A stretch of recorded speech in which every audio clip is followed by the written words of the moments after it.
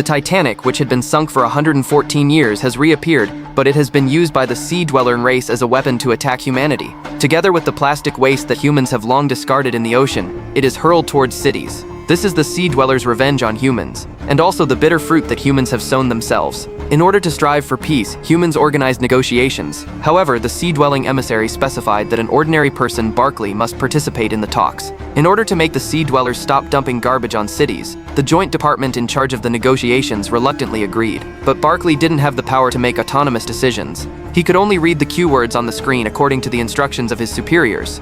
At this time, the sea-dwelling emissary suddenly interrupted his reading and then asked for a glass of water. The soldier fetched water as ordered, but what the emissary wanted was not purified water, but water directly taken from the river. Barkley was very puzzled by this, thinking that the sea dwellers had a special habit, but he still fetched river water from the nearby River Thames. Out of kindness, Barkley reminded that for safety reasons it would be better to disinfect the water first. However, the emissary said that this glass of water was not for themselves to drink, but for Barkley to drink. Barkley hesitated for a long time and finally refused to drink the water, stating that the river water had been polluted. Moreover, he believed that since the sea dwellers had chosen him as the negotiation representative, they hoped to get a sincere answer. So Barkley set aside the pre-arranged plan and candidly admitted human stupidity and dereliction of duty.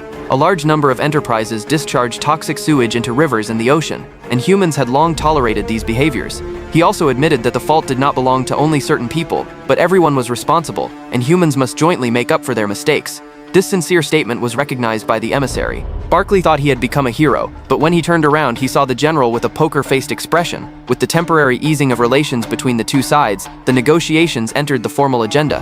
Humans promised to reduce pollution emissions by 50% by 2065. However, the emissary thought the time was too long, and what he needed was immediate action that would yield results. Barkley explained to the emissary that suddenly stopping sewage discharge would lead to a standstill in human development, an economic collapse, and even a large minuscale famine. The emissary, however, thought that was a problem for humans themselves because human development and plundering had never taken their survival into account. Then the emissary put forward 3 conditions. First, humans must immediately and completely stop polluting the ocean and all water areas. Second, all water areas on Earth belong to the sea-dwelling race, and humans are prohibited from cross-water transportation and related air passage. Representatives from various countries said it was difficult to accept this, believing that it would destroy international trade and push many developing countries to the brink. Barkley proposed that both sides sign a truce agreement first. He knew that once a real conflict broke out, it would be the ordinary people at the bottom who would suffer the most. The emissary didn't give a clear consent, but put forward a third condition that shocked everyone.